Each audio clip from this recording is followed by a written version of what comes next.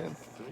Hey everybody, I'm Zongetsu134. And I'm at for Joe Squad here. Yep. And we are out of the car for once. Yeah. Welcome to another episode of Remember the Hyphen, the show where we look at comic books, video games, and everything in between. And we got a special one for you. So, I've noticed that we basically have been doing Batman since, like, Halloween. Mobat November. So, yeah, so we decided it would be Mobat... Movember. Say that 5 times fast. That's it. So, this is actually kind of a treat for us because we actually filmed this review a long time ago in the car. With an actual video camera.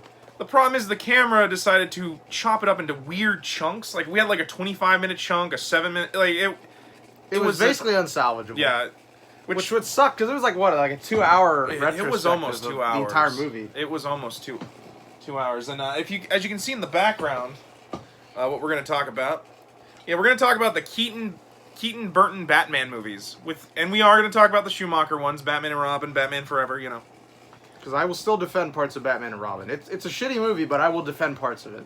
And if you can see... Primarily just Uma Thurman. You also in the background, we got the 89 movie going. Yeah. Well, pause right now. Pause, because we don't want to get... off, because I don't want a copyright strike. No, exactly.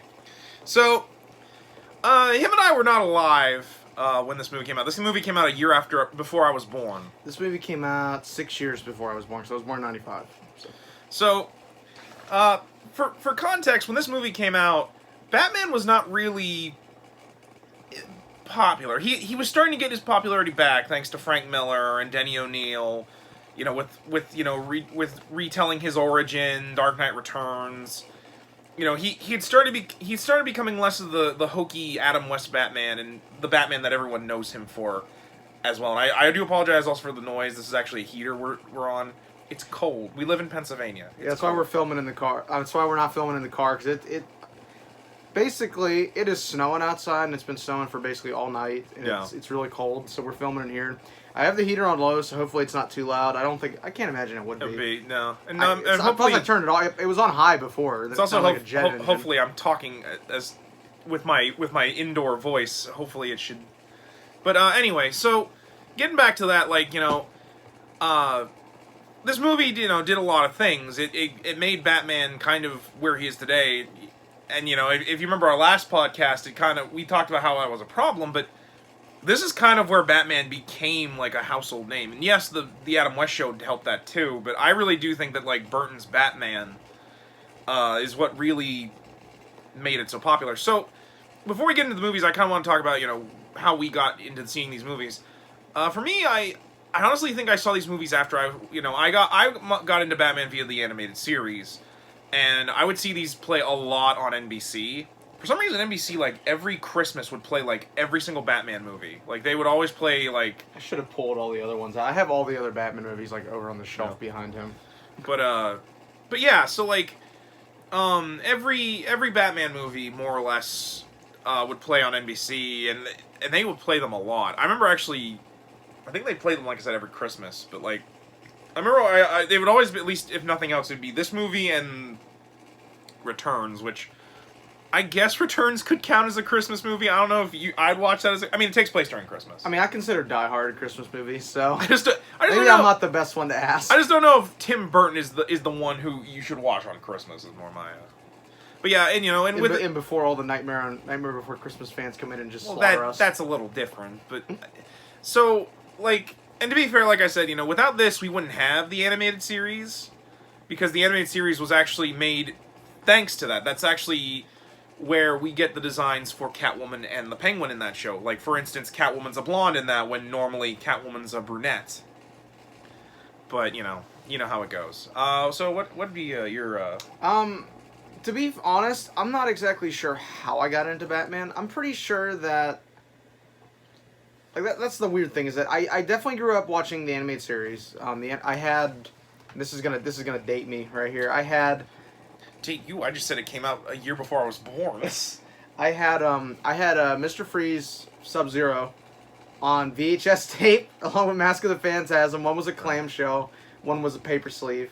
Yeah. And I had those, and I had Batman Beyond. So like, and I used to rent some other ones. Again, that dates both of us that we're talking about renting stuff, because nobody really rents anything. It's all streaming. Well, no, Family Video is still around in certain places. Certain places, yeah, but they're all going out. But anyway,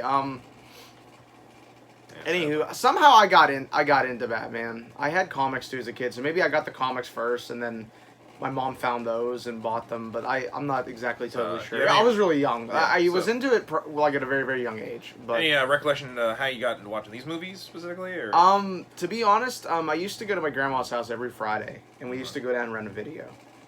And there would be like this is the funny part. Like, despite the fact I had Mask of Phantasm and Sub-Zero on tape at home, because I would spend the night at my grandma's place Friday nights.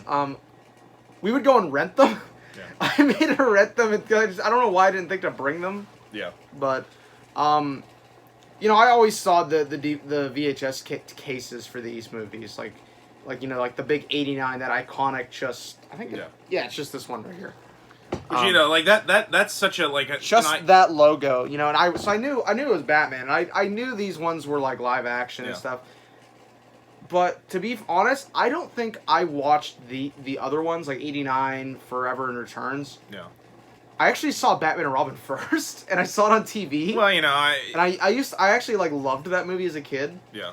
So I was like, okay, well, I'll go For back. record, I liked that movie as a kid as well. I'll be like, well, I'll go back and I'll try to rewatch the older ones. You're right. And I think with '89, I think I got like halfway into it and turned it off because I got bored. And then I don't think I ever watched Forever or Returns as a kid. Like I said, I think I kind of just stuck with Batman and Robin, which obviously is not the case now. Yeah, but. I do remember I actually think I saw Batman and Robin more than I did Forever. But that was mostly because like Forever was kind of hard to... Like, of the, like, four of them, for some reason, I feel like Forever actually was kind of the most popular of the four. Which is weird, but I think that was mainly because of the fact that, like, Jim Carrey made it such a popular thing. Speaking of that cover, if you wouldn't mind pulling that back up, I think this is actually where this Batman logo here for the Keaton film, I think was actually where it became so much more popular for DC to start having the yellow around the bat symbol. Yeah. Because for a very long time, he only just had the bat logo. But you couldn't copyright the bat logo because, well, it's a bat. Like, it's not like Spider-Man where, like, he has, like, this already, like, a stylized spider. You can copyright that. Also, we're going to bring this up, not to interrupt you, too. Yeah. We just noticed this because we threw my Blu-ray copy of '89 on. That's one. So every other DVD in this set has these really cool, like, like art. Because, like, those are, like, the posters. '89 is just literally a blank disc that just says Batman. We can't pull it up, but like, it's just like, literally just silver with the Batman logo on, and I'm like, yeah, it's just like what? Yeah, because like when we saw it, I even was like, let's take Batman and Robin out of the case to see if Forever is like that, and no, Forever has the same case, and I was like, I don't know what that's about. Nope. It's just weird. It also is kind of funny because like I feel like the first film, it literally the selling thing was that it was Batman, like, well, not only just that, but like it was Batman, and he was the dark, brooding superhero that y'all knew. Which is so odd because all the later films, I think, like, it really was about the celebrity power. Like, with Returns, it was, Danny DeVito and Michelle Pfeiffer? Yeah, Michelle Pfeiffer. Michelle Pfeiffer. Cause I always want to confuse it. I always think Kim Basinger, but Kim Basinger was Vicky Vale. Yeah, it's hard to... There's too many blondes in the first couple of movies. That's why we get Nicole Kidman with Batman Forever. Chase Meridian. That's such a Bond girl name. I'm surprised that wasn't a Bond girl, that they made it for this movie. But somewhere there's a fanfic crossing over James Bond and Batman Forever. Somewhere it exists. Oh, God. You know damn well. Which would be so bad if it doesn't, someone needs to write that, because I will read it. Because Batman Forever's Batman's so hokey. And then you have at the time, GoldenEye James Bond. You have Pierce Brosnan James Bond. Which is honestly my favorite James Bond movie. Honestly, probably my favorite. That and Goldfinger. Like, because I'm a big Connery fan, too. For me, it's definitely my favorite Brosnan film, GoldenEye. It's tied up with Tomorrow Never Dies, because I like the plot to Tomorrow Never Dies. It's actually pretty good, but GoldenEye is definitely my favorite of that. Favorite, and now we're going into a tangent. We're going off into a tangent, but I'd probably say my favorite Connery would probably be From Russia with Love, but that's just because GoldenEye's... I actually have the GameCube game for that somewhere in there. Goldfinger's not bad. Goldfinger's kind of my... When I think of, like, how hokey James Bond got, I always think Goldfinger, because, like, Goldfinger is, like... Do you expect me to talk? No, Mr. Bond, I expect you to die. Because Goldfinger is pretty much, like, the one everyone thinks about when they think Bond. Yeah. And that, for good or for bad, but... And to be fair, that's kind of true about... I'd argue probably the first Batman... just Batman, was because it is like that is what you think of like as Batman, because it's kind of Tim Burton and like Denny O'Neil who really defined what Batman is in the modern era. So yeah, let's just dive into the movies now, since I think we've talked a lot about. Yeah, we've got enough background. So I guess we'll go in order, because otherwise it's the only way to do it, really. Basically, by the way, all these films were rated PG-13 as well. Useless information, but so like I said, I didn't watch 89 until probably when I was in high school. Like when I sat down and watched all of it. I was probably like 7 or 8 when I first watched it. Well, like I said, it depends. Like, do you count me watching it first as me getting halfway through and stopping? Yeah, true. Or do you count me watching it all the way through when I was in high school? Either way, 89 is probably my favorite, just because it's the most... It's the closest to the comics in my eyes. You know, it has the right tone. It's got that gritty darkness to it. I also think it's probably the most concise movie, because some of the other movies kind of go off in weird directions. Yeah. So, and... I probably would agree with you, too. That's probably my favorite. I mean, it's got the iconic parts of the Batman mythos in it. You know, you have the origin of, you know, Bruce Wayne watching his parents get shot down in Crime Alley. You have him being Batman. You have the iconic Nemesis in the Joker. You have his origin falling into the vat of chemicals at the Ace Chemical Factory. Yeah, you really have everything that... In fact, I want to say that this is the movie that actually gave the name to the chemical factory. It might be, because I can't remember it ever being called anything in the comics. I think originally it was called Axis Chemicals, but I could look it up, but I don't want to necessarily look through all 4 volumes of Golden Age Batman over there on the shelf, because that was going to take me forever to do. Yeah. But, basically, this is, like he said, this is probably the most cohesive movie of all 4. Which is kind of funny, because the movie actually came out during a writer's strike, which is why the third act kind of falls apart. But which I actually didn't know until you mentioned it, and honestly, like going back and watching it, I can kind of notice it now. But even then, I'm kind of like, it doesn't really affect it that much. No, it doesn't. But yeah, no, like you said, it has a lot of the really classic stuff. You know, it has Joker, it has Batman, has him fighting gangsters, which has the Batmobile, has arguably one of the best designs for the Batmobile, and the Bat plane too. I think this is where this is actually where the Batplane got, like, its look. The Bat computer. Oh, yeah, the Bat Caves look, because, like, in, like, the Golden Age, and even in, like, some of the modern era, like, the cave just kind of is, like, it looks like a build, like... Oh, you want to talk about the best Bat Cave? Hold on. Because this I'm actually going to dig out. Because this, I don't even think you can buy anymore. But, 1940s cereal's got the best Batcave. No, man. Like, Adam West's is better, and they had to put signs over it to tell him what it was. Yeah. For those who don't know, and this is another tangent, basically in 1943 and 1949, they did serials for Batman. Like, back then, like, movies kind of weren't like they are now. It was like, you would go into a theater and you would see part of this, and then you'd have to come back next week to see the next part. Well... Or like, something it was more like TV. Like you could go and see movies, but usually when you went to go see a movie that back then, you got a cartoon for the kiddies. Like Bugs Bunny or something like that. News, because this was how they would get like the war stuff out. You would go and they would talk about the war effort and such. Then depending on like you would see a movie, which usually would be something like, I don't know. Like, sometimes, I think usually they have gangster movies or western. Like, they'd have just about anything. And then, I want to say usually they'd also have, like, commercials for the war effort. Like, they'd have war propaganda, basically. And then, they would... it basically would be like watching TV. Except without commercials, obviously. Yeah. And occasionally you would also get like these where they would basically do television episodes. There was also one for Shazam. There's one for Shazam. I think there was a Superman one. There was a George Reeves. There was a George Reeves one. Yeah. There's George Reeves. But basically, these are available. I don't know if they're on Blu-ray. I know they're on DVD. I think you can. There's some streaming sites you can actually watch this whole thing on. I actually bought this at a dollar store for $3. But and these are actually the unedited ones. Yeah. When I say unedited, one in 1943 There's a lot of racist has not stereotypes. Aged well, in that, like he mentioned, this was during the war, and so the opener actually has him like punching out like Japanese soldiers and stuff. So like it kind of hasn't aged well, but it's like a product of its time. Then I think the villain in the second one is pretty much a Japanese stereotype. Yeah, but I mean, like these are interesting because this in the '60s show, that was all you had really for live action Batman up to the point of Keaton's stuff. Well, even then, he didn't really. I don't think Batman really showed up in cartoons until like the '80s with the Filmation cartoon and his appearances in the Super Friends show. Which can we talk about how badass they make him look on the back of this? Yeah, they do make him. They do make this Batman look really cool on the.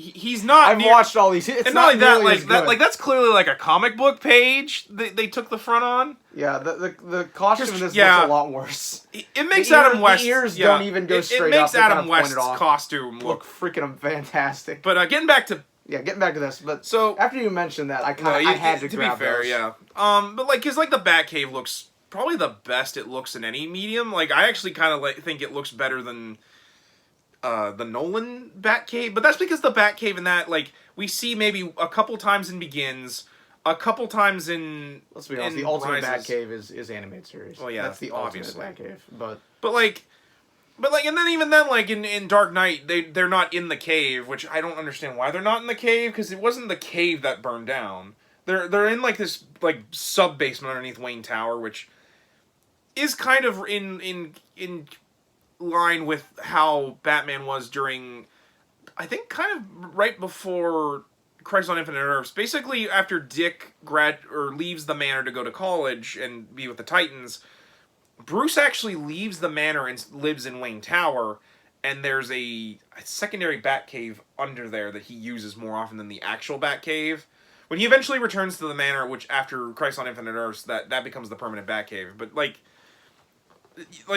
most people don't know that because it's such a small point in his life that it's kind of not really remembered much. And as someone who I still have to sit down and read through all of Crisis yet because it's on the shelf over there. I have such a huge reading list because I just got done with grad school, so I just got all these volumes and I'm like, I need to get through these and read these. He also has my copy of Green Arrow: The Longbow Hunters. Will Colton never finish it? Smash that like button. But. You motherfucker. But yeah, no, like there's a lot of imagery that with the Tim Burton Batman film that is still pretty much used to this day, even with like modern comic book writers and movie guys. It just like that's one of the things that I love about the Burton films over the Nolan films. Like, yes, it's style over would this actually work in real life, but like with comic books, I always kind of like that about movies. Like even like the modern Marvel movies, it's one of the things I like about them. It really wants to give you the style and over like would it actually work. And sometimes they do try to make it work realistically. Like with Captain America, he doesn't wear that. He doesn't wear the costume. Scarlet Witch doesn't have the doesn't really just wear like a bathing suit and stockings. Although I do wish she would have the headpiece. The headpiece. I hope they put the headpiece. I do hope they give her the headpiece. Disney Plus got launched today too, so we'll know here shortly, I guess.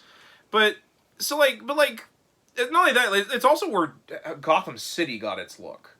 Because, like, in the 80s, it more or less just kind of looked like New York in the 80s. Yeah. Whereas here, you know, it gave it the Roman, the Greco-Roman look. And then shortly after this, you had No Man's Land, which kind of decimated everything. Well, and the idea with No Man's Land was it was trying to bring Gotham into the modern era. Because they're like, you know, we've done Gotham. Gotham needs to change with the times, much like Batman does. So, you know, because Gotham in itself is a character, if we're being honest. Gotham City is always kind of its own. But to be fair though, they still keep a lot of the stuff that you see in this. It almost looks like it was in the 40s. But yet they still have modern appliances like TVs and computers and such. It gives it its own kind of look. It's its own kind of unique charm, I want to say. Again, much like the cartoon. Even like Superman the Animated Series does that, where it kind of looks like how the 50s saw the future. Yeah. Which is hilarious because when you go to Metropolis in the Justice League, where they were trying to much more modernize the look, like the Daily Planet still looks like it did, and it looks so weird, not a place. But yeah, so like, yeah, and to be fair, like I said, this movie is very simple. Basically, you know, like it's implying that Batman has been on the scene for a while, but not so much that he's working with the Commissioner yet. It's kind of like Arkham Origins, almost. Like he's very much like an urban legend in this. No one has gotten pictures of him because Batman, you know, if anyone takes pictures, he usually destroys the camera and stuff because he doesn't want to be known as like an actual figure yet. that doesn't come until Returns, and even then, that was kind of on accident that he became.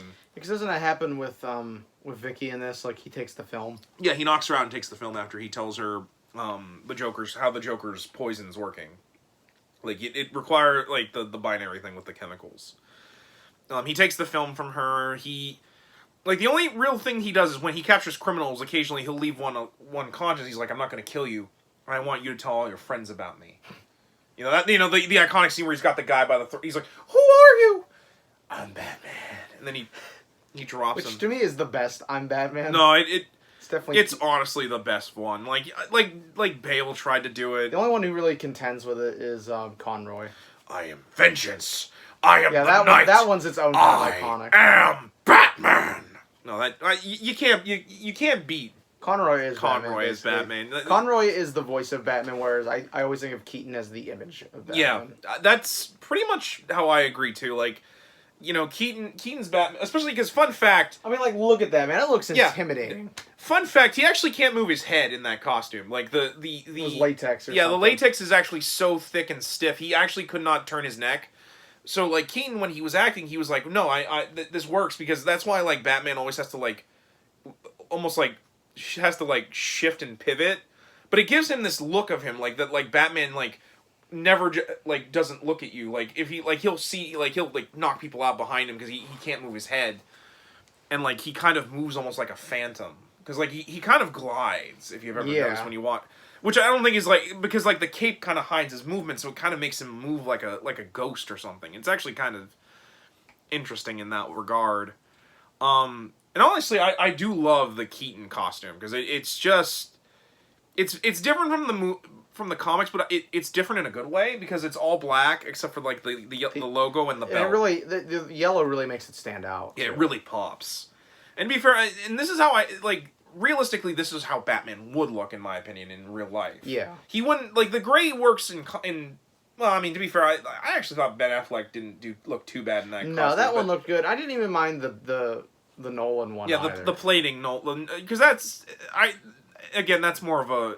he's trying to kind of realistically make Batman's armor work in real life. Although I'm not a big fan of the cowl in that. No, neither am I. Like, because, like, the cowl here... it's got the pointed nose, and the ears are well, they're not super long, but they're long enough that they, like, sometimes ears are too long, and I miss the cape. Well, the other thing is, I don't want it to be like the Batman, where his ears are so short he looks like a Doberman. Yeah. Like, they have to, like, have a certain look to them. You don't want 80s Batman with the really long ears. That was 90s Batman. 90s Batman. I do not want Gotham. The cape that never fucking ends. Like... No, you've not read Gotham After Midnight. Gotham After Midnight makes it look... It's so ludicrous. I gotta find Gotham After Midnight. I loan that to me. Like, point. It's so weird, too. But Keaton's Batman definitely, like, is what every other Batman, in my opinion, is based on. As much as I love Adam West's Batman, this is the Batman that, like, even the Conroy Batman is, based on. He's quiet. He only talks when he needs to. Yeah. Which I think is... Because like, with Nolan's Batman, they tried to make him so he had this voice. So no one would recognize him. Like, but for me, the Batman... like, Batman... Well, I kind of like Kevin Conroy's Batman in the early seasons of animated series, where he talked like this, when he was Batman, and then when he was actually Batman, he would be... His voice would just drop an octave, and he'd just sound super serious. Yeah. Like Keaton's Batman, he doesn't talk unless he needs to. And when he does, you listen because of the fact that he's just in your face about it. Yeah. Again, like that scene where he's like, I'm not going to kill you. I want you to tell all your friends about me. In that I'm the knight. I own these streets, Yeah.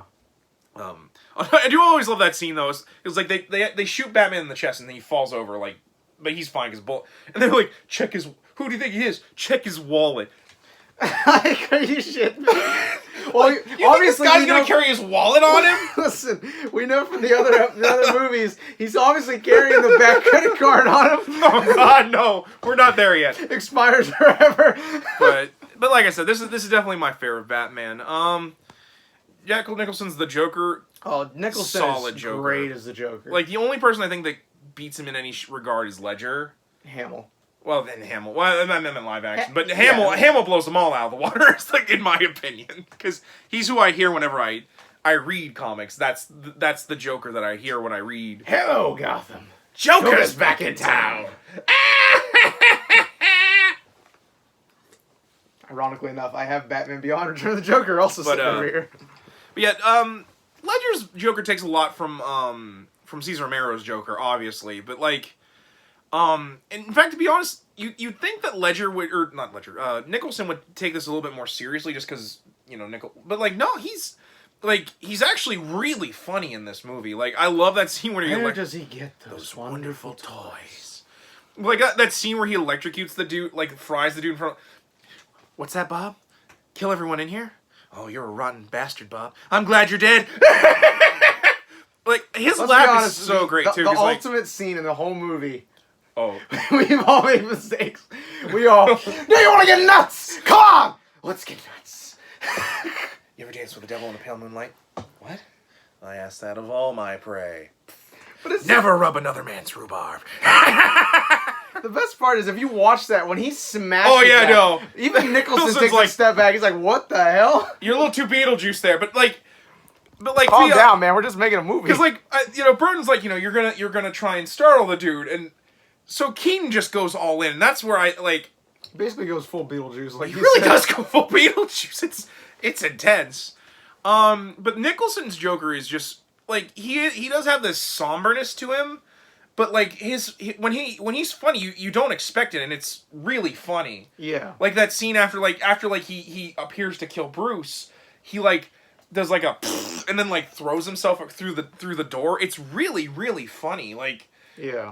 But like they do, I will admit, do a weird, and it's not Nicholson, it's the writing. Like the Joker in this is like, I'm the world's first functioning homicidal artist. I make art until they die. Like he very much has like this weird art, and which is weird because like before he's the Joker, because in this they give him like an origin. He's again what is it? Jack Napier. Jack Napier. He's for a long time actually. And in the animated series, the comics not so much, but like the animated series, they actually go with this, that the Joker's real name is Jack Napier. Which the animated series actually early on borrowed a lot from these movies. Kind of like how in they borrow for Catwoman early on being blonde, which is directly because of Michelle Pfeiffer. Well, they even borrow the theme song for the animated series. It's basically Burton's theme, but like slightly altered. Yeah.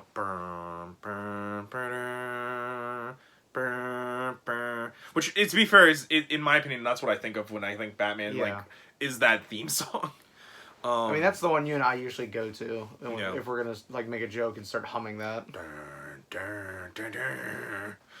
I'm Batman. But yeah, like Nicholson's Joker, like he's just kind of a gangster with I guess a playing card fetish because he has a lucky deck, which I'm like. Which is just so fucking weird. You just carry a pack of playing cards, and he like what is he, Gamut? Yeah, I do. Although I do love that scene when his boss like, when he has the hat, you forgot your lucky deck, and he scatters the cards into his. I kind of wish that at the end of that he was like, thanks, and he just put the hat back on, and all these cards fall out of the hat as he did it. It'd be hilarious. Yeah. But so like, Napier like just kind of seems like a gangster who eventually wants to like eventually take over for the role. In fact, he's even double crossing his boss because he breaks into the he breaks into Ace Chemical for him, but then like ends up running into Batman and then falling into the vat of chemicals. And to be fair, the first scene you see of him after the vat, where he's getting surgery from a back alley surgeon, and the dude's like, I should warn you, you needed to see like a real doctor because like the nerve damage. I want a mirror. I should warn a mirror. And when he's after you first think he's gonna freak out and but then he just starts cackling maniacally, like. And a normal person would probably have like a breakdown, but no, the Joker like he has another kind of break. Basically, he splits from the whole fucking program. It actually reminds me a lot of the end scene of the Joker's origin in The Killing Joke. Yeah, after he pulls the Red Hood helmet off, which I think that's probably what they were going for. That would have been brand new at this point. Yeah, actually, that probably is what they were taking from because like that scene because it was so great because like at first you think he's like maybe sobbing or like he's gonna like scream. but then it breaks into like this laughter, and it really is unsettling. And then when you first see him when he runs into his girlfriend Alicia, who's not, yeah, and then she faints. He's just like, when he's drinking a martini. Like that scene was actually kind of funny too, where he's just like, eh. But yeah, no. And to be fair, like I do like the Joker in this because like they play with him, you know, having killer gags. They even give him the Joker toxin, which in this they call Smilix. Which again, I think from the comics and in the cartoon they call it Smilix for a while. Yeah. Or occasionally they'll call it Smilix. Sometimes they'll call it Joker Venom, Joker Toxin, Laughing Gas. And to be fair, it is really unsettling when that news anchor like starts laughing and then she falls over and you see her like Richter grin. In fact, I want to say this is actually also where they kind of toyed with it. They didn't just make you laugh; it literally like turns your face white. Yeah. Which it was really unsettling in this. Also, that scene where he does the fake commercial. Oh yeah. And it has like the cardboard. I think they're cardboard cutouts. It's really weird. They kind of imply that they're like dead women that he tortured, but I think they're supposed to be like cardboard cutouts with weird faces. Yeah, it's never explained, and it's probably for the better that it's never been explained. I also like the Alfred in this movie. Who is in every single one of these. And fun fact, he was actually friends with the actor that played Alfred on the 60s that's right. Yeah, show. he is that's right. Because in fact, he actually gave him tips on how to be Alfred, which I think does go to this Alfred a lot. I think he's still probably my favorite live action Alfred. Yeah, Michael Caine's Alfred's not bad, but like they kind of ruined him in the third movie. And yes, I know we'll get to. I failed you. We'll get to the Nolan Batman eventually. I failed you. Maybe I shouldn't have left halfway through the movie. Well, if I told you, she wrote you a letter saying that she would never love you, and that if I had told you that, you probably would have stopped being Batman way ahead of this. Yeah, it's like, listen, we're going to do a Nolan retrospective at some point. We got to build up just because we're going to keep ripping on it. It just hair and hair. I thought about us doing it after this one, but I'm like, no, we can't. We're going to have to save that for something special. We might do that animated series talk. We might just break down and just talk about the animated series. Yeah. Anyway, I think we've talked about 89 a lot. Well, we haven't gotten to one other character we have to talk about. Vicky? Yeah, we gotta at least talk about Vicky. I actually like Vicky Vale. I feel bad because like she's not really a character in this for me. Because like most of the time she just screams. Yeah, which is kind of a tried and played trope of movies, especially from this time. Like in the movie, kind of plays that like she's so beautiful and smart and awesome that like every dude in the movie like wants to bang her or marry her, like the Joker and Bruce. Which I mean, I get Bruce because like Bruce in this is kind of weird because like Batman he's got down, but like the Bruce in this is very much he's not quite returned to like high society. He's kind of awkward. Like that scene where like he invites Vicky to dinner and they're sitting across this long table and Bruce is like, you know, come to think of it, I don't think I've ever been in this room before. Like he's almost uncomfortable being a socialite. Which I think actually helps because it shows that he's like you said, he's not really returned to high class form yet. He's still kind of like trying to stumble his way back. Well, then these movies kind of play with the whole idea that Bruce is kind of fighting with his own secret identity and what exactly he wants. Because I do think that in these movies there is a character advancement for Batman. In the later movies it's not, but basically it's not that he's fighting against injustice, it's that he's trying to control fate. Because, you know, his parents died and, you know, and that Batman is just his way of rebelling against fate and trying to prevent death. But he has to come to terms with that he can't prevent all death. That he can simply protect his family and protect the city he loves so much, but like at the end of the day, he still can't change fate. Yeah. You know, and in here it's probably the biggest one, just because of the fact that in this movie, Batman wants revenge for the death of his parents. Especially because in this movie, the Joker is also the same man that killed his parents, which is probably my biggest weakness in this movie. Yeah, I've never been a fan of that either. To me, it makes the villain and the hero too interconnected for my taste. You don't need to have the hero and the villain always be connected somehow like that. To me, that's just like, that's a trope I've never been a fan of. Especially because Batman and the Joker are already so, like, because Batman and Joker are supposed to be like the two sides of the same coin. Yeah. Batman is order, Joker is chaos. Batman wants to preserve all life. Joker has no care for life. He kills willy-nilly. Yeah. You know, like it's the unstoppable force meets the immovable object sort of thing. And I reverse that because Joker's the unstoppable force and Batman's the immovable object, if I'm being honest. Although they do, tend to swap back and forth. But, yeah. But, like, in this, Batman wants revenge. And as we see in the later films, killing his parents' killer brought him It didn't really bring him closure. And in fact, they play a lot with that in Forever, because, like, Batman even says that to Dick, where he's like, you'll kill him, and then you won't feel anything. You'll have to do it again and again and again, but it won't bring you any closure. Because that's not vengeance will not bring you closure, justice will. Yeah. Which, is Batman. But yeah, I do like this movie. And to be fair, like, since we're gonna have to go through this, I don't really mind Batman killing in these movies just because he's kind of a darker... It's kind of the same with the Batman and Batman v Superman. It's its own interpretation. It's its own interpretation. And, like...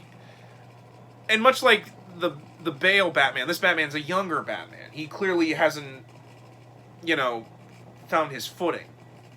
Whereas in, like, the Batman v Superman, Bruce in that is pretty much the Dark Knight Returns Bruce. Yeah. Where he's a little unhinged, if I'm being honest. And he kills. But like I said, I like this Batman. Getting into Returns, I guess now. Yeah. Returns is the second and last of the Tim Burton led films. Well, and with this one, he does technically produce the next Forever. Technically, yeah. But for all intents and purposes, this is the last one that he really was hands on, filming it, all the 9 yards. And because '89 was such a big success, the studio basically gave him free reign. Do whatever you want. A little context. Burton has always said the first Batman film was probably one of the worst film shootings of his life. It's because of the fact that the studio was so breathing down his neck. Because to be fair, Batman the movie actually, a lot of people argue, made more money on toys and all the merchandise than the movie itself. Although the movie did make a lot of money at the box office. So they had a lot riding on this. So they really forced Burton to kind of wheel himself back. And I've always kind of said that I think Burton works better when someone has him on a leash. Because in my opinion, while I do like Returns, I kind of waffle back and forth between whether I really like it or I don't. I'm kind of the same way. And that's mainly because of this movie gave him the keys to the kingdom, and I actually think that's why this movie kind of doesn't do as well as the first film. And well, I know a lot of people like this movie more, but I think that's mostly because they're big fans of Tim Burton. Yeah, whereas I myself, I've never really cared for the dude. I don't really consider myself a fan of his movies. '89 Batman's probably the only one I really genuinely like that I've seen. Yeah. Forever I don't mind. I mean, not Forever. Returns I don't mind either, but it's just Returns is so... Returns to me feels a lot more like, okay, this is Tim Burton's Batman fanfic versus I'm watching an actual Batman movie. And not only that, you can also tell that he doesn't really know what to do with Batman in this movie because Batman is not in it for large swaths of it. No, it's mainly he's playing around with Catwoman or he's playing around with the Penguin. Yeah. Or occasionally the only, Christopher Walken. Selena Kyle, you fired. You, Bruce Wayne, why you dressed like Batman? Because he is Batman, you moron.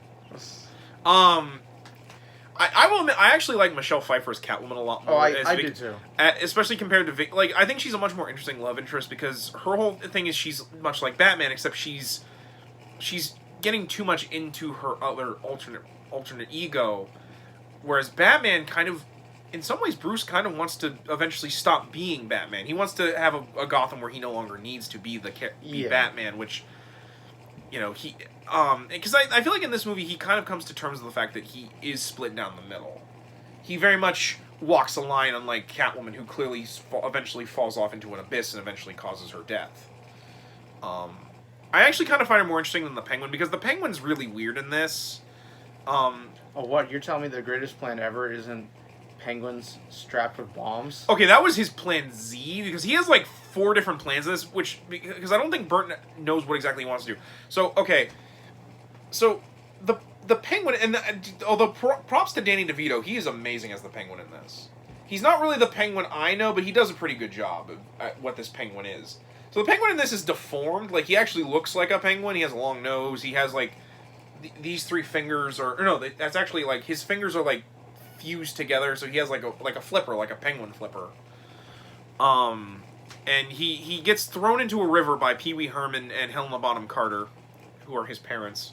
Although, fun fact, Pee Wee actually, the guy who plays Pee Wee, actually was Penguin's father in the Gotham TV show. Oh, really? Yeah, that show is really garbage, but, you know, his dad, he plays Oswald's dad in that movie, which is kind of a neat little homage. It's kind of like how Lenny Luthor is Lex Luthor in Supergirl. And he's so good in it as... Yeah, he's a lot better. He is, like, which I feel bad for John Cryer, because he got stuck doing 2.5 Men, but he is solid as Lex Luthor No, he really is. in Supergirl. You know, they throw him into a river, and then he gets picked up by the Red Triangle Gang, which... Why are we doing circus bad guys with the Penguin? Like, the Joker gets all these cool dudes in suits, instead of, you know, clowns, and now Penguin's doing, like, a circus gang. Well, I mean, I get it, because the whole idea is he's supposed to be, like, a circus geek. You know, biting heads off chickens and all that. But, like, it's so Burton. It's one of those things I'm like, why are we going back to circus clowns? But, like, and so, like, his whole plan is first he wanted to find his parents, which arguably was probably to kill them, because they abandoned him. Yeah. And he finds that they're dead. And it's kind of a weird moment, because, like, he goes to their grave, and you can't tell if it's he actually wanted to find them, or if he was doing it for his plan, which is to kill all the firstborn sons of Gotham. Again, much like Moses. Like, he very much is, like, I guess, like a reverse Moses. I guess. In that regard, I don't know if that's what Burton was going for. I don't know if that was what he was going for, but, like, although with Burton, he isn't very subtle, so I wouldn't be surprised if that was what he was going for with him. And then he gets brought into society, because, like, society, like, you know, he's an underdog story, so, of course, the citizens of Gotham, being the stupid idiots that they are, falls for it hook, line, and sinker, except for Batman. Although I do love that scene where, you know, the Penguin's like, I just want to find my parents, and Bruce actually feels sorry for him for a little bit. He's like, I hope he does find them. Like, because he feels, you know, like him and Compa do have a connection in that regard. That they have both lost their parents, but, like, he has a chance to find them, and Bruce, like, you know, like, the humanity of Batman, he's like, I do hope he finds them. You know, I hope he finds closure, and it was actually an interesting scene, because I actually think it was one of the better scenes in this movie, because, like, it shows Bruce's humanity, which you don't get to see a lot of in later movies. Yeah. But, like I said, the Penguin's really weird in this, because, like, eventually he, again, goes the Penguins with the rocket launchers. Which, we actually were in a comic book shop, and they actually had the Penguins from this movie. Like, it even come with a little rocket launcher. Yeah, it was like, we considered getting I did consider buying them, because I was like, that was such a weird thing to find. Also, I think in this toy line, they had Robin, because originally they were going to have Robin in this movie. It was going to be played by one of the Wayans brothers. Oh yeah, they talked about this in an interview, I know. And so, like, those Robin toys were originally going to have a black Robin, but when they didn't have it in there, they needed to make him like Tim. They tried making it Tim Drake, so they just crudely painted over the Robin's face to make. So which is just no. Which I'm like, casual 1990s racism. Yeah. So. That wasn't really what they were trying to salvage a toy. Yeah, but overall, I don't think Batman Returns is a bad movie. No. But at the same time, I don't necessarily. I kind of flip-flop between thinking, is it a good Batman movie or is it a decent Batman movie? Because, to be fair, it's out of the 4, it's probably the one I watched the least. Same. Just because, as things like you mentioned, like Batman's not really in it for a whole lot. It's mainly about Penguin and Catwoman, which, don't get me wrong, is enjoyable, but the name of the movie is Batman Returns. And he doesn't really do a lot of returning. Yeah. But I mean, overall, it's a decent movie. I guess it's not as good as '89.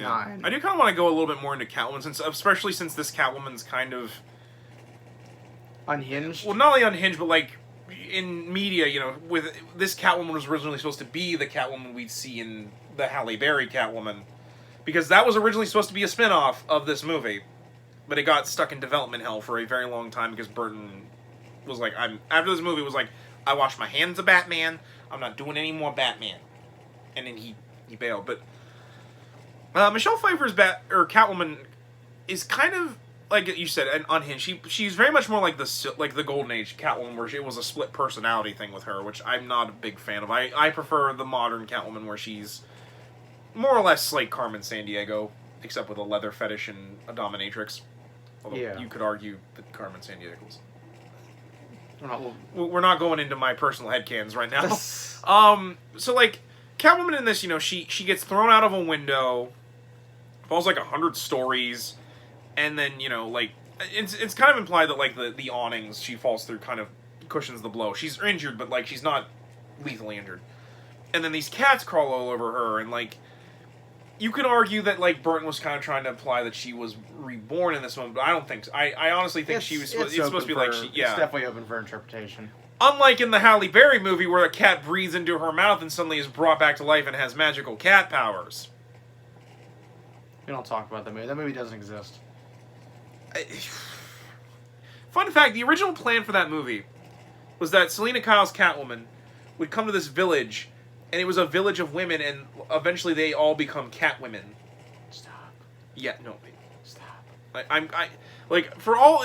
For how bad the Halle Berry movie is, that movie would have been even worse. But like, I've seen that movie. We don't talk about that movie. The movie sucks. I actually have seen that movie. It's really bad. Quote EVGN. It's fucking shit. But like, and I do like this Catwoman. Like when she rescues that lady from like a mugger, and then after she does that, she like the woman's like trying to like thank her, and she's like, she grabs her by the mouth. She's like, "You make it so easy for him to prey on you." Like, it's really interesting because like she definitely has like an anti-hero edge to her, but she's not really nice in that way. Like, she's not even nice to women, which, like, regular Catwoman, I think, would actually not do that, but she's at least interesting. And like I said, I do like the chemistry between her and Batman in this. It's such a shame that, like, it ends so tragically as it does, but, like, because, like, you can tell, like, the good that was in Selena, because of her wanting revenge on Shrek, eventually does her in. And I think also is what, infers Bruce's change in the next movie, because, like, her death is literally because of her obsession. And Batman, I think, learns from that. Yeah. Although she doesn't, like, if you've seen the end of this movie, she doesn't die. I don't know how she doesn't, because I guess she actually had 9 lives, like she thinks in this movie for some reason. Even though she doesn't actually die a couple of those times.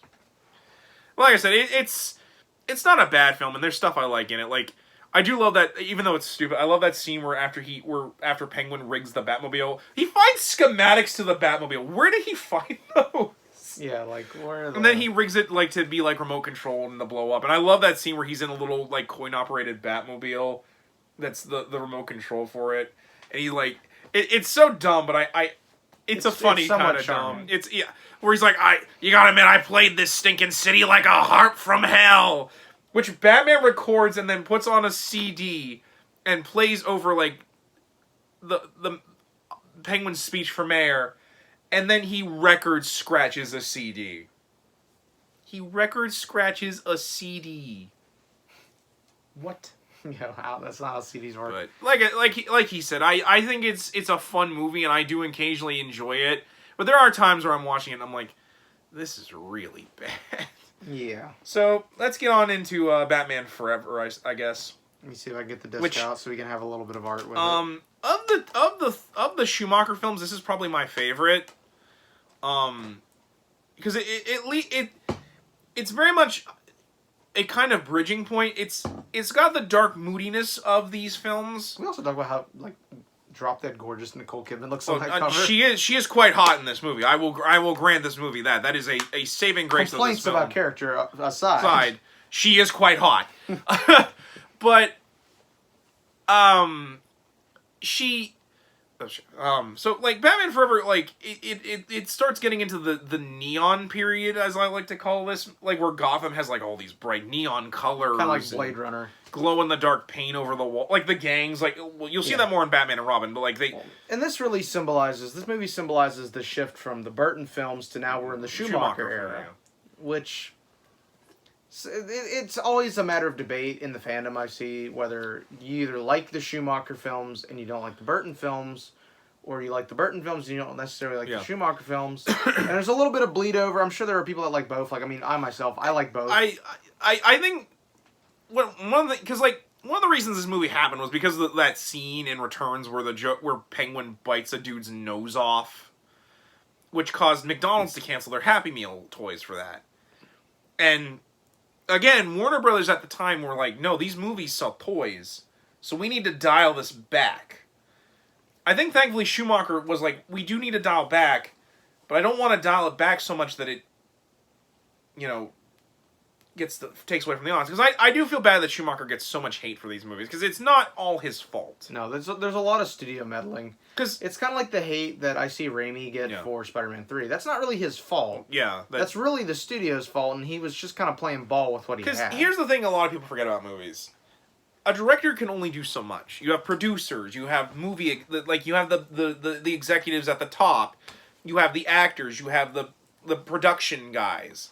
Like, a director can only do so much with what he has. And while a director can try really hard, at the end of the day, sometimes, things break. And while I do admit, I think Returns, he had to be honest, I think both movies have the same problem. The studio watched them like a hawk, and then when they did well, they told them to go wild. Although I think with in the case with Schumacher, it was also a little bit the studio demanding, you got to make it lighter, you got to sell more toys, you got to have more vehicles in it, you got to have more toys. Because I had a lot of the toys from Returns from Forever and Returns. It has the Batwing, the Batmobile, the Batboat. I had the Forever Batmobile.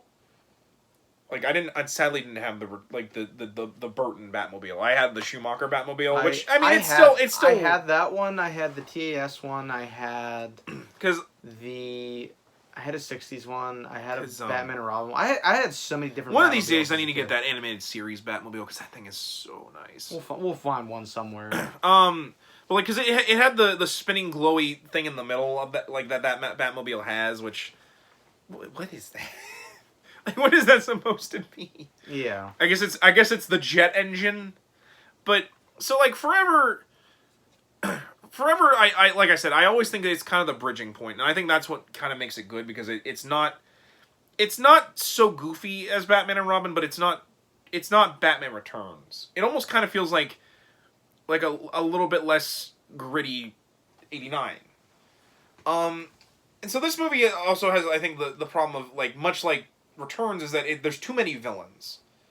This one, I think, suffers a little bit more than Return, just because Catwoman kind of plays not a villain, and Shrek and Penguin work together for most of the film.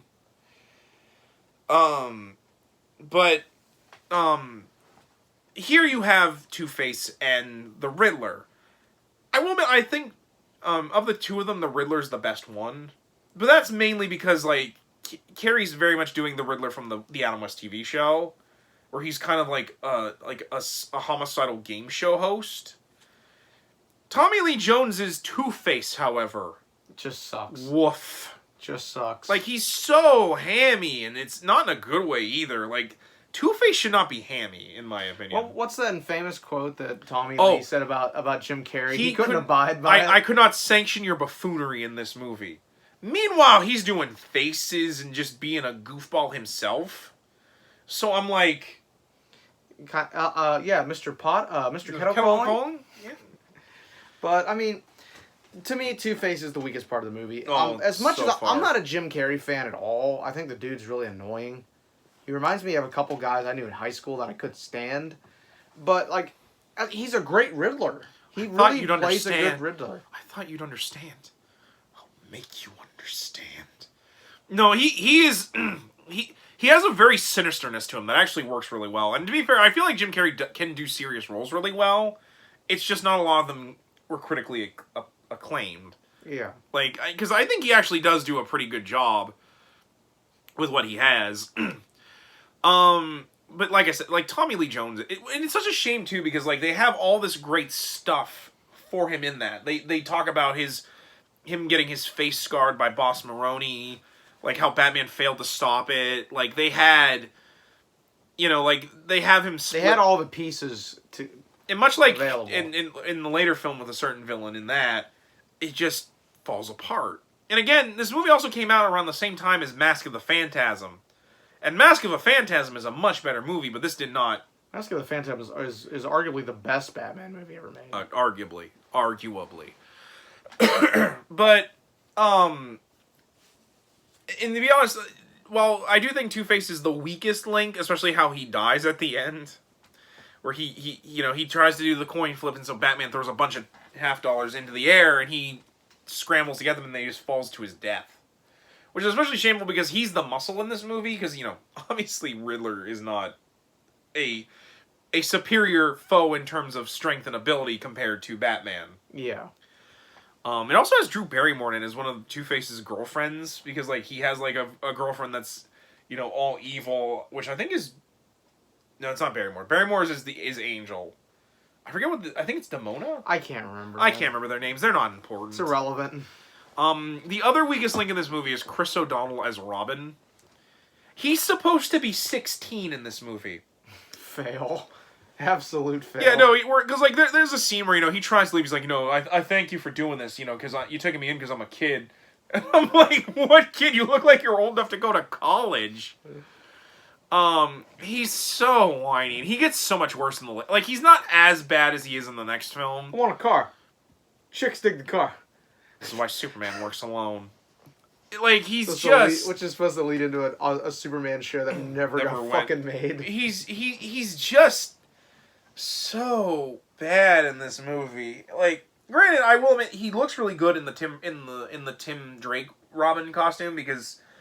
Well, actually, he's in both because he when he's at the circus, his costume is very much the Dick Grayson outfit, but and then he gets the Tim outfit when he becomes Robin. Well, and they give a '60s reference in there. Holy rusty metal, Batman! What? This rusty metal. It's all holy, rusted, filled with holes.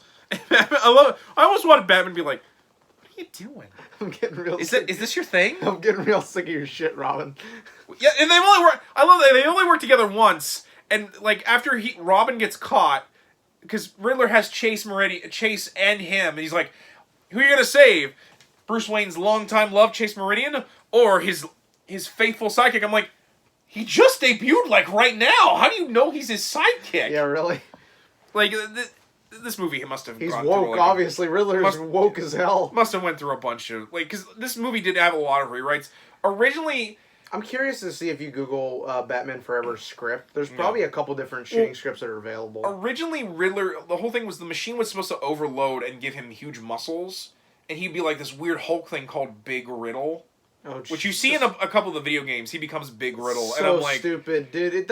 If it doesn't work for Joker in Arkham Asylum, why would it work here? Well, it's kind of supposed to be in reference to because at the time during Nightfall, Riddler gets injected with venom by Bane to kind of test Batman's might. And I'm like, don't actually do that. That looks really weird. Yeah. That's actually why he has like the big head at the end of this. It's supposed to be like his body gets like super deformed by like overloading the box. But like they don't go with that obviously. But and I have to admit like like Nicole Kidman as Chase Meridian. This is so weird. She's supposed to be like a psychiatrist, and the whole thing is that she's kind of gotten a romantic interest in Batman because of how interesting his psychology is because she studied him supposedly. Like she's like, is there a reason why you dress up like a flying rodent? And I love Batman. He gets so defensive in this. Bats aren't rodents. They're in their own. Like I'm like, dude, like, bro, that's not the touch the nerve, obviously. Although I do love that scene where she uses the bat signal to get him to come to the top of the roof, and she's in like a nightie because she wants to bang him on top of the GCPD. And like Batman, this is like '90s, like prime Nicole Kidman. And don't get me wrong, Batman is trying so hard not to just take her right there, because let's be honest, Batman has a fetish, and it's so hilarious. He's like, the bat signal's not a toy, and I'm like, that's the thing that you got, not the fact that she broke into the GCPD. Look, this is all I can think of. Give me a break. Although I do love where they try to show that this is in continuity, because she's like, what do I have to do? Dress up in skin-tight leather and carry a whip? And I almost wanted Batman to be like, please don't. please don't. It's still a Walmart. No. Don't kink shame me, bro. But like, she's... Now that we've rest in peace, headphone users. Yeah, sorry. Just killed everybody using a headphone. But like, she's so weird in this because like, first she wants to be with Batman, then she wants to be with, and like, I do love that scene where she's like, my heart belongs to another, and then like Batman tries, and then as he leaves, he does that derpy smile. I'm like, what is this? It's so weird. Although I will admit, I actually kind of liked who's Batman in this? Val Kilmer. I actually really like Val Kilmer's Batman. I actually do as well. I think he gets honestly a lot of unfair shit. Not like that, he does really good as not Bruce bad. too. Yeah, he's not bad. I think it's weird that I actually would argue he has a better Bruce Wayne than Keaton does. This is actually more what I think of when I think of Bruce, where he's Plus, suave, he but, really like, got into, because Kilmer's a method actor, you know? Yeah. So he really got into the role, and you can really see that in like the deleted scenes and stuff for this, because there was a lot more kind of like exploring Batman's psyche that's supposed to be in this that Schumacher wanted to put in, but they cut it. That's one of my favorite. It's favorite. actually available on the DVD and the Blu-ray. That's one of my favorite lines in the movie when he goes to Riddler. He's like, "I'm not Batman because I have to be. It's because I choose to be. That I no longer have to be. I'm not doing it just because of like some vendetta of trying to avenge my parents' death. I do it because I want a better Gotham." Yeah. Which, like I said, I think he really unfairly gets criticism because he's actually really good. Yeah, because fair fact, Schumacher actually really loves the Batman Year One and Batman: The Dark Knight Returns. That scene with the giant bat, where child Bruce stumbles into the cave and he talks about his fear of bats. That is from Dark Knight Returns. Where that big bat comes out and like hisses at little Bruce, and that's like implying that that's Batman, like. Because, like, that's actually really extended that scene in the movie. Because, like he said, basically, eventually Bruce stands up and he's like a naked older Bruce Wayne. And this giant bat that's, like, the size of a car just screams in his face. And, like, kind of merges with him to imply that, like, he has... that this is how Batman was born. Like, it's such a cool scene, and they completely cut it. It's really interesting, too, from a writing standpoint, honestly. Yeah. And it really... It's a shame that they cut a lot of that stuff out. Yeah, like, because, like, it's almost like that Bruce thinks that, like, that bat was, like, an omen to, like, that eventually Bruce Wayne would die. I will become a bat. Because, like, he honestly, I think, when he was doing Batman Triumphant, the fifth movie that eventually they would have made, one of the things he actually said was, I would like to do Year One. He even, like, when they were trying to do Batman Begins, he's like, I want to do the Year One movie, and they shot him down, sadly enough. I think he would have done an interesting job. Yeah.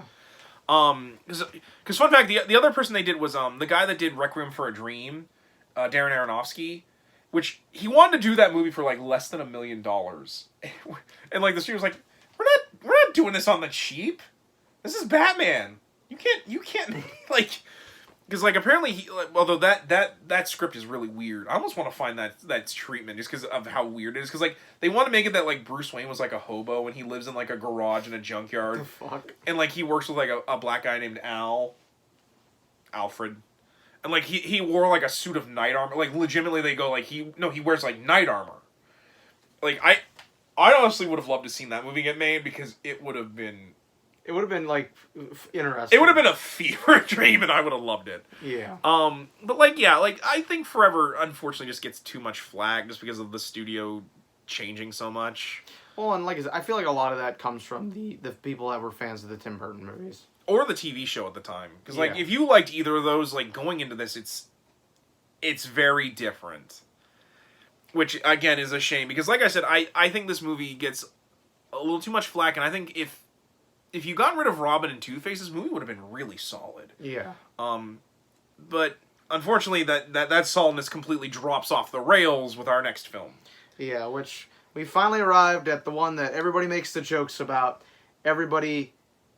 This is where so many of the jokes come from. The bat nipples. The Mr. Freeze. That's right, we're talking about Batman and Robin from 1999, isn't it? Yeah. 1990, or I think, 99. I'm looking here. 98, 99. Basically Pokemon came out. Yeah. And there's a...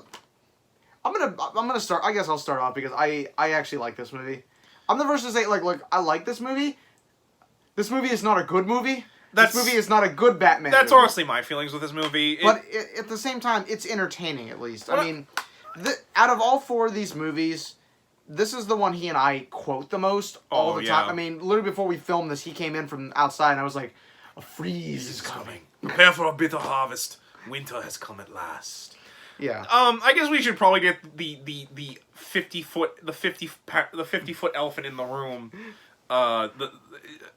What killed the dinosaurs? The Ice Age! Now, this movie, like, wanted to use... Like, it's so weird because much like this, like, the previous film, they used the animated series origin for Mr. Freeze because the Mr. Freeze had gotten a revival during this time just because of how, Heart of Ice, the episode Batman the Animated Series, it won a Daytime Emmy. Yeah. Like, Mr. Freeze was actually dead in the comics. They brought him back because of how popular that episode was. It's kind of like how Harley Quinn was so popular in the animated series that she got wrote into the comics. Yeah, funny enough, you mentioned No Man's Land. That's actually where she first debuted. Her and Cassandra Cain debuted in No Man's Land. Although Cassandra Cain didn't become Batgirl until after that because Huntress was wearing her outfit for a while, and the less said about Huntress trying to be Batgirl, the better. So, like, they use that origin, the tragic story of, a man trying to save his wife, turned into a monster by his own act of kindness. Trying to do what is arguably a noble thing and save his wife, but he's doing it through terrible means. Like, usually in the comics or even the cartoons, Batman never usually will call his villains by their last name. Freeze is the only one that Batman will call by his first name, because he actually wants to save Victor. He wants to help Victor. Help him and help Nora. It's telling that, like, in Batman Mr. Freeze Sub-Zero, after he gets Robin and Barbara, and Nora to the Batwing, he literally goes back to get Freeze in a burning building, which is like not even a building; it's an oil rig. It's getting ready to blow up. If I'm not back in 2 minutes, go without me. What? Wait! I remember that scene from the trailer because they played that trailer ad nauseum. Because and even and not only that, like when he thinks Freeze is dead, he continues Victor's work and eventually saves Nora, which to that show ends pretty tragically. But to be honest, I always like the movie's ending more than what they do with Freeze later because it just to me, like I actually enjoy. I think that the part with Freeze and Nora in Arkham Knight is probably one of the highlights of that. As you've noticed, we've completely stopped talking about Schwarzenegger's Freeze just because every other interpretation of the character is so much better.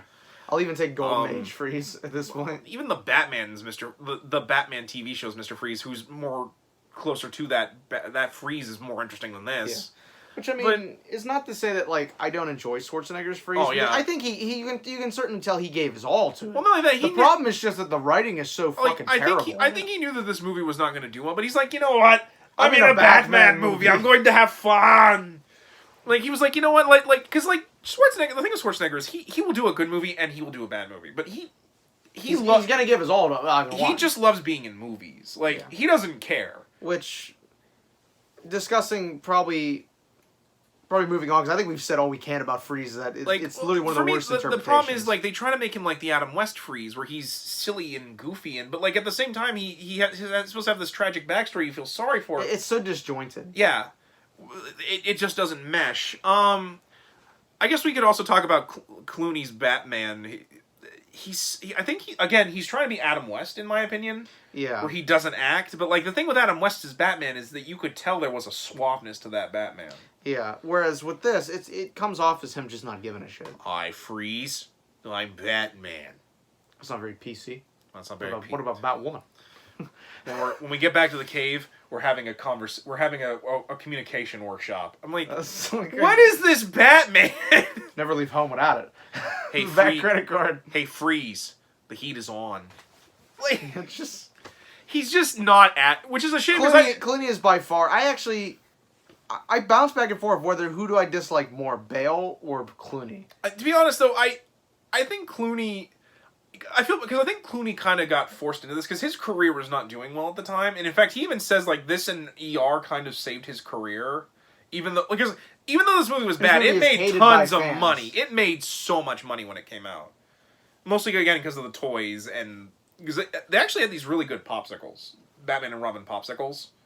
Like I think they had like a Mr. Freeze blueberry, and it was actually really good. I think actually this is in 2001. I had a Batman and Robin backpack. I'm pretty sure. I had a couple. I had one for forever too. I don't know where the hell I got them. I actually had that. You know that weird hover thing that Batman's in at the end of the movie? Yeah. I actually had that toy. Did you really? Yeah. Huh. It was a fun toy. It had like it like. Do you remember Micro Machines? I remember Micro Machines. I had one for Batman and Robin that had like it was like Freeze's compound. Oh yeah. I had that. I think I still have it somewhere. I did like that. I did like that car Mr. Freeze had. It was kind of interesting. It kind of reminded me of that car he was in Batman and the animated series when he first debuted. Yeah. The best part of this movie by far, and you already know what I'm gonna say. Poison Ivy, right? Is Uma Thurman as No, Poison Uma Ivy. Thurman is She is the best part of this movie. Ivy. Has the best acting in it. The writing probably is the strongest with her. Yeah. It still fails at points, and there's some dumb throwaway stuff in there. But like she has the best costume arguably in it. Like Well, Uma Thurman really honestly is the highlight of this movie. I like for me. her costume when she shows up at the auction. At the end, it's kind of weird. Well, part of the problem is the makeup and stuff's not doing a lot of justice for the idea with Poison Ivy in this movie. Like, because you know how like when she first shows up, she has those weird later on she has like these weird. It's supposed to imply that she's growing. Like she's changing with the seasons. So like towards when she's in Arkham Asylum, and I completely forgot. Forever is the first on-screen appearance in live action of Arkham Asylum. Oh yeah, I forgot. Yeah, because like there's no Arkham Asylum in the first two Burton films, but like Arkham Asylum. It's not even mentioned in the 60 show. Yeah, Chase Meridian actually goes to Arkham Asylum because the Riddler gets put there because he's crazy. He's completely unhinged after the events of the movie. That is actually the first on-screen appearance of Arkham Asylum, and I will admit it looks not bad in the first film. It looks like Arkham Asylum should look. Yeah. Here it's kind of just a prison, but when she's put into Arkham, she's supposed to look like she's like withered because like it's the winter now. She's withering. I don't know if it's implying that she's dying, but I think it's kind of implying that she's like weak. It's supposed to be like a defeated kind of thing. Yeah. Which, like I said, I really enjoy Uma Thurman's Poison Ivy in this. As I said when I pulled Mrs. Freeze's plug, this is a one-woman show. Like I said, I really enjoy it. Ironically enough, Uma Thurman didn't know this movie was hated. Yeah. But I actually saw that in an interview, which was probably about like 2-3 years ago. Which I think she even commented, she's like, I didn't know people didn't like that movie. Which I think a lot of it's because probably she gets a lot of praise for his Poison Ivy because like I think so she's many one of the people, only things in the movie that gets praise. Yeah, is like, Uma Thurman as yeah, Poison so Ivy. many people love her as Poison Ivy because like honestly everything like and then we have Chris O'Donnell as Robin's even worse in this. I'm also not a big like. And I know a lot of people like the outfit. I'm not a big fan of the fact that they basically just made him Nightwing with a cape. I would have rather they kept him in the other Robin outfit. What, you don't want to talk about the worst part of the whole movie? Bane?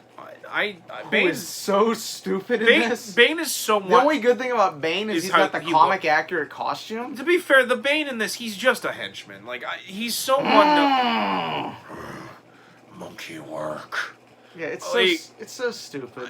Like he's basically just there to be muscle because of the fact that like Uma Thurman can't do any. Because in this movie they have it that like they don't want Batman and Robin to fight her because they don't want a guy beating up on a girl. That's why they have Alicia Silverstone.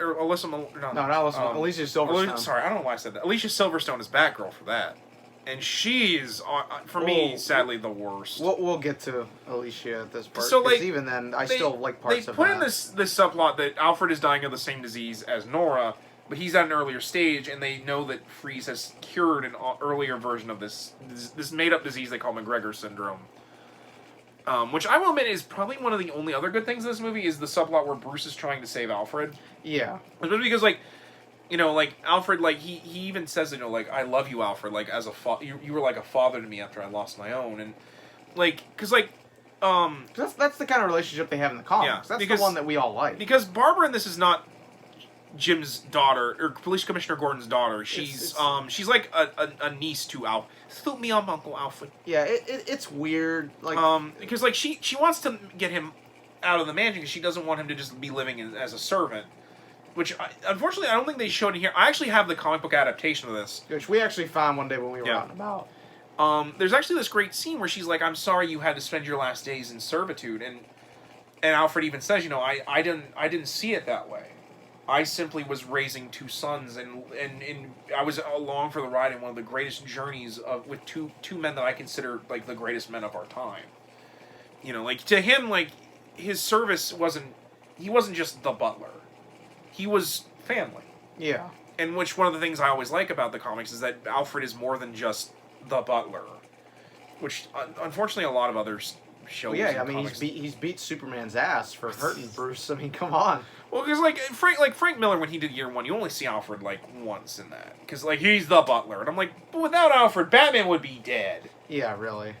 But like, and unfortunately though, like I said, it leads into Barbara, who poor Alicia Silverstone. She was a lot act in this. She does not act in this, and it's not very well. Well, the problem really is that, and this came out later and much after the fact, there was a lot of behind the scenes stuff that was really messed up. That basically they made the Batgirl costume, and Alicia Silverstone got a lot of what is basically fat shaming. Yeah, she's not a size 0, basically. Which is horrible, and I feel really, really bad for her, because I honestly think that if the writing had been better, and if she hadn't gone through all that stupid shit with the costume, she could have pulled off a pretty good Batgirl, honestly. Also, real quick, since we're talking about costumes, the costumes for pretty much everyone but Bane and Poison Ivy are awful in this. And they're making the silver Batman costume everybody hates. They are making a Funko Pop for it now, which I am so it's gonna be it's so dumb looking. I'm like, no, I need it. I need to. Part of the problem is these costumes are too skin tight. Like bat nipples, badass. Yeah, like people always talk about why the nipples are there. Legitimately, they are there because that costume is so skin tight. And you technically there were nipples in Forever, but it wasn't as prominent. Like those nipples weren't there because like Schumacher because Schumacher, and I don't want to say it because I'm not is gay but like they legitimately had them there because the suits were so like I want to say like it almost like they actually cause like wear and tear on the nipples, like how surfers tape down their nipples because like the water will end up like cutting their nipples. Yeah, making them sensitive. Like they actually had to have those there so that like it would give them like air to breathe basically and stuff. In fact, there are nipples on the Batgirl costume. It's just they put like this big, really garish looking bra thing on front, which just looks. That's the part about the Batgirl costume I really don't like, is that it's got that, and not only that, it has a thong on it, which is just so fucking. Why do you need a thong in a? Which it's so whack. Which is really creepy when you think about it, because Alfred has an AI in the computer that like has his personality, and that AI makes her a costume, and I'm like, which is just creepy. Why did you put a thong on that, Alfred? Yeah, Alfred? Really creepy. Hello? Alfred, we need to talk. Turn on location. I just want to talk. Suit me up, Uncle Alfred. Stop. No, I'm sorry.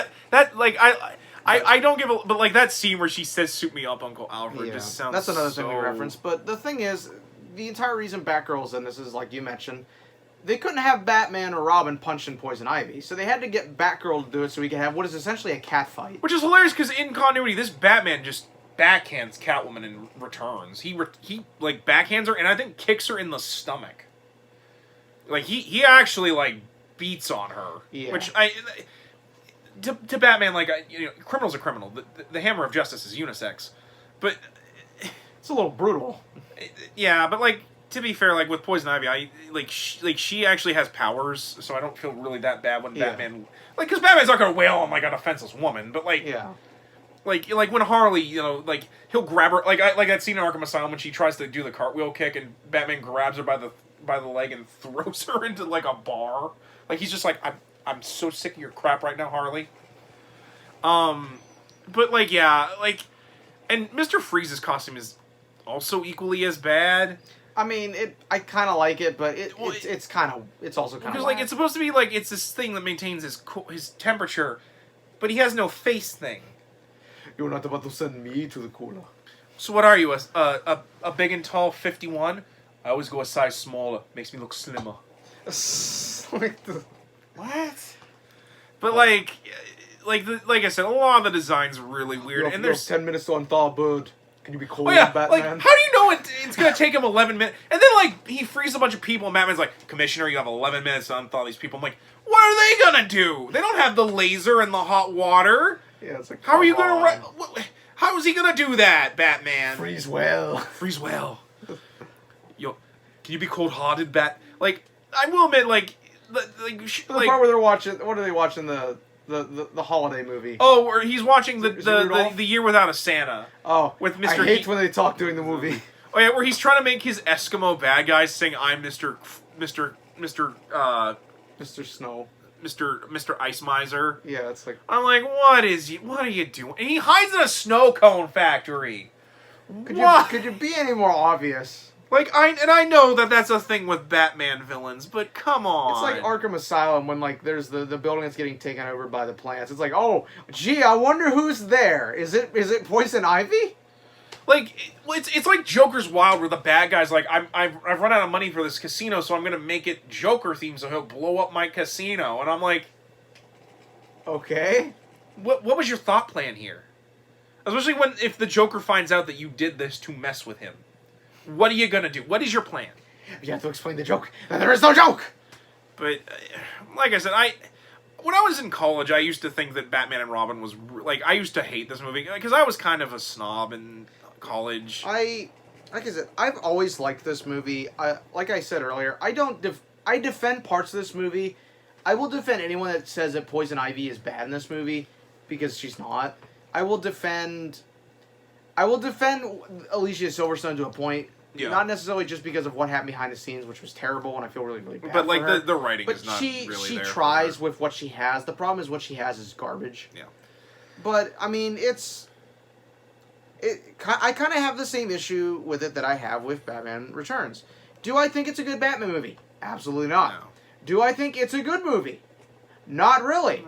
Is it an enjoyable movie? Yeah. Yeah. I will, like I said, we quote the movie a lot. We make jokes about it. I will watch the Poison Ivy scenes a lot, especially because, like, I write Poison Ivy on Tumblr. Yeah. So it's like I will watch these scenes a lot from this movie, but this isn't a movie that I will necessarily be like, I'm in a Batman mood. I'm going to throw on Batman and Robin. Like, no, if I'm going to throw a Batman movie on, I'm going to throw something good on. Yeah, I'm going to throw, like, the 89 or Dark Knight. I'll even watch 60s Batman. Technically, the Adam West Batman also had a movie. Which is that sitting there? No, that's sitting in the case. My bad. Which, to be fair, that movie sitting on a pile. I would grab that it. movie is a lot of fun. That movie was actually supposed to be a pilot. Fun. I forgot because I talked about one of the problems this movie has is that there's too many villains. We forgot that technically everyone says there's 3. There's technically 4. Because when Poison Ivy's in that botanical garden area, which he's Pamela Isley, the guy that's in charge of everything is named Dr. Woodrue. That's Jason Woodrue of the Floronic Man, aka the guy. Even though he gets off. Yeah, and he doesn't. Early. He's not the Floronic Man in this. He's just a mad scientist. But I forgot to mention, I'm poison. Oh yeah, because her lips are full of venom, because her blood is out. I'm like, how do you know all this about you? Like, you literally just fell into a vat of chemicals, and all of a sudden you came out super hot. Which, to be fair, she's kind of Hollywood homely in the beginning, but. Because, Uma Thurman is hot. But, I, too, have seen Kill Bill. But, I love that scene where Woodrue, pushes her into the vat. Well, I don't take rejection quite well. I'm afraid you'll have to die. And he just does that scream as he throws her. It's so stupid, but it's... How have we not referenced that at work? Is my question. Doing something like compost or something. I'm afraid you'll have to go die. in there. I give you Bane! Bane of humanity! Stop. He's... Dumb. But, yeah, and unfortunately, the ramifications of this movie is that I want to say, we didn't get a new Batman movie until 2005. Which, I want to say when they did, they went totally the opposite direction. They swung all the way... They went darker than Burton did. Which we'll get there. Eventually. We'll get there. But, I mean, any final thoughts about Batman and Robin or, any of the 4 films in general? For me, Batman and Robin, I think is one of the... I think was also... For me, like I said, it's fun to riff on and fun to just kind of... Just throw out references. Throw out references. If it comes on TV, I'm like, you know what? I've got a couple hours to kill. Yeah. I actually wouldn't even mind reading the comic adaptation of it because I've never read it. I'll have to find that for you sometime. If not, I'll buy it. It's probably not. It's probably pretty cheap. You know, probably while we're on lunch or while we're getting lunch, I might I'll put on the top of the fourth wall of the comic book adaptation. Yeah. But which, funny enough, doesn't have the back credit card scene. Gee, I wonder why. Yeah. I'm not the because like when Batman v Superman came out, there was this big debate about was it too dark, which I hate that thought process because I don't think the Batman stuff was the problem with that movie. It was all like much. It was like, everything else. It was everything else. Because again, I actually like that Batman. Like I love those scenes where like when Batman first decides to get back into action after he watches Superman cause all that devastation to General Zod and to Metropolis. You know, he goes to the cave and Alfred's like, "This is how it starts. The sickness." You know, like he's basically like you're gonna fall down a slope again. I pulled you out of that slope and now you're falling back into it. And I'm not gonna watch you die. You know, but Batman's like, you know, even if there's a 1% chance that I have to know Alfred. Because I'm the only person that can stop him. Well, Wonder Woman shows up later, but Wonder Woman obviously. But like he didn't know Wonder Woman. I work with children. Well, he didn't know about Wonder Woman at that point. So you know he's like, but like I do not think that it like because that movie's so dark and bad. I don't think it somehow swabs back to the other side. Because it's still a bad movie at the end of the day. Like it's a fun bad movie, but it's still a bad movie. Yeah. You know, like as someone who loves The Room, I don't love it because I think it's a good film. What a great story, Mark. You know, like I love it because it's so bad. It's interesting, sort of thing. Because to me, I've always the Mr. Freeze Batman scene, but Freeze starts off of being it's just a chicken sheep. It's just a chicken Batman sheep. Someone needs to do a dub of that. I will lose my shit. I knew a supervillain. He had or a supervillainess. She had a bunch of guys on her. One of them found out she got beat up so bad she got put onto a hospital on Guerrero Street. Ha ha! What a story, Batman. But like what I was gonna say, Batman and Robin, but it's actually The Room. I've always had this thing about like a bad movie can be good. For me, a bad movie is only bad if it's so bad it's boring, or just like so bad like it has like a terrible message, or it's just not fun. It's uncomfortable to sit through, sort of thing. For me, like a bad movie is only bad if it's not entertaining. You know, like or like it just makes me mad. Like again, most of the Nolan films bar Dark Knight. But yeah, I think overall, like I still think if you like Batman, you should watch a couple of these movies. I would say probably 89 Batman and Forever. If I were to rank these, I would say from best to worst, it's Keaton Batman. I'm going to put Forever and Returns kind of on the same plane, because I do enjoy watching Returns. I don't know if it's... But, like, I can't say that I think Forever's better than it. Yeah. And then Batman and Robin. I'd probably rank 89 Batman number 1. Batman Forever number 2. And then I kind of flip-flop Batman and Robin and Batman Returns. Yeah. Yeah, I flipped the two of them around. But that's mainly just on how I enjoy them. To be fair, I kind of want to bring up real quick just the because Schumacher didn't want to was going to do a third movie. They had plans Batman Triumphant, and he was going to have the Scarecrow, which of course didn't happen. But she was going to have Nick Cage as the Scarecrow, which would have been amazing. Actually, they were going to have Jeff Goldblum as the Scarecrow. They considered Cage though. No, you're thinking of Cage for that Superman movie that Kevin Smith was going to make. Oh yeah. Yeah, the one with the giant mechanical spider. That's probably because I always make jokes like, I was going to be Superman. I was going to fight polar bears and a giant mechanical spider. It was going to be crazy! It was going to be crazy! But, like, they were going to get Jeff Goldblum as Scarecrow, which he would be amazing as Scarecrow. Oh, I could definitely see. The thing about fear is, it's all about chaos theory. Can I see your hand real quick? We shouldn't do this in a moving car, but it's okay. So, notice as I pour tiny, hairs and lines on the skin causes the water not to go the same way twice. That's just chaos theory. I'd watch it. But anyway, it was going to arguably have the most expensive movie scene ever fucking made. Oh yeah, because they were going to have all the villains from the other movies come back. It also has the Joker's daughter in it. Because and her name was going to be Harley Quinn. Oh, that's just creepy. Just creepy. Because it was going to be like the debut of Harley Quinn in cinema. Which thankfully, that part, I'm glad you didn't do that. Because I would have, I was like, no, don't do that. No. Because, that's, I've not read the treatment, but I've always kind of wanted to. It's out there. I have it downloaded. I've just never read it. One of these days, we should just do a podcast where we talk about superhero movies that never got made. Yeah. Or even just movies that never got made and talk about, Batman Triumphant could even be its own episode. Somewhat. Especially because I think there's a whole script for that. Yeah, it's probably it's online. I told you I have it. It's downloaded on my computer. And we could do like a whole subgenre for this. Where we call remember the script. Remember the script. Because I would love to talk. You know what I like to talk about?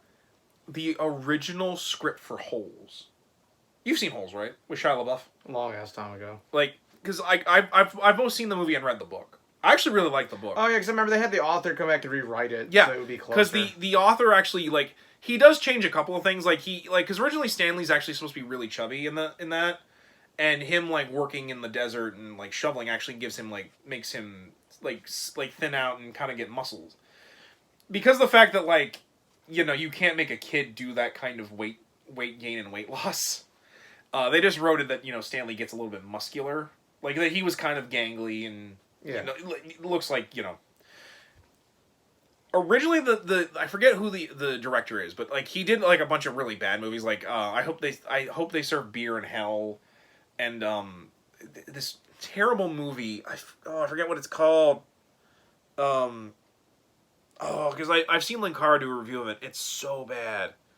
Because it's basically the Book of Revelations, but if it happened in California. Mm-hmm. Oh, I can't think of the name of the movie. Oh, it's so bad. It's got a bunch of Saturday Night Live alumni in it.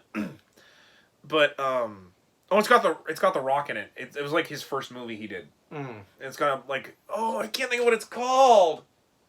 But anyway, his plot for that was that the reason they're digging the holes is because they're looking for bodies after a nuclear holocaust. And there was going to be time travel and stuff in it. Yeah, it's wild. And then, another thing we're going to have to do. In fact, I think we have an idea for because our next month we're going to be doing. You care if I spoil what our plans are? No, go right ahead. You go ahead and announce it. The first movie review him and I ever did together was Spider-Man Into the Spider-Verse. And so I decided, you know what? All Christmas we're going to do Spider-Man stuff. I feel like I don't know if we could do it every December, but for a while I think our December will be Spider-Man month. I know we do a lot of Spider-Man stuff. Heck, our name is Remember the Hyphen. But I feel like we can dedicate a solid month to just doing Spidey stuff. Yeah. But I feel like one of those we should do is we should find the 10-page treatment for the Cameron film and read this and just talk about how we could do that. Cause I wouldn't mind reviewing every Spider-Man animated series thing either. I wouldn't mind all of the either. different series, like Spider-Man Amazing Friends, TAS, yes. Unlimited. Which means I'm gonna have to finally sit down and just watch episodes of Spider-Man and His Amazing Friends. I've only seen the whole thing. I can loan them to you. You might have to. But yeah, I like I said, I think these movies are important, and I think if you're a Batman fan, you should still watch them. But of course, before you watch all these, you gotta watch Batman: Mask of the Phantasm, because Batman: Mask of the Phantasm is good. Yeah, watch Phantasm first, and Batman: Beyond: Return of the Joker, because that's also really good. But anyway, guys, I think we've rambled on long enough for an hour and 30 minutes. But to be fair, these movies retrospectives, I always think we can. There's a lot to talk about, because you can dive into a number of things when you do a retrospective. Yeah. But anyway, guys, that's going to be it for this week. Tune in next week. I'm not really sure what Batman thing we're going to be doing next. I think we might just do a top 10 Batman porn parody. I feel like either that or we're just going to talk about the animated series. We'll talk about something. We'll figure something out. Maybe we'll do that Batman Beyond retrospective. Oh, yeah, I think that was what we kind of talked about. But anyway, guys, I'm Zongetsu134. Average Joe Squad here. And as always, we ask you to remember the hyphen. Take care.